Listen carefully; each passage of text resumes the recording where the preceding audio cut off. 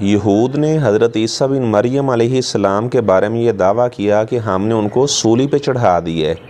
اور مسیحی لوگوں کا بھی کہنا ہے کہ حضرت عیسیٰ علیہ السلام مصلوب ہیں، انہیں سولی پہ چڑھا دیا گیا ہے، اور تمام انسانیت کے گناہوں کا وہ کفارہ سولی کے اوپر چڑھنے کی صورت میں یہ انہوں نے کفارہ ادا کر دیا ہے۔ جبکہ اللہ تبارک و تعالیٰ یہود و نصارہ کے اس نظریے کی تردید کرتے ہیں۔ اللہ تعالیٰ فرماتے ہیں وَمَا قَتَلُوهُ وَمَا صَلَبُوهُ وَلَٰكِن شُبِّهَ لَهُمْ، نہ تو انہوں نے حضرت عیسیٰ علیہ السلام کو قتل کیا ہے، نہ سولی پہ چڑھایا ہے۔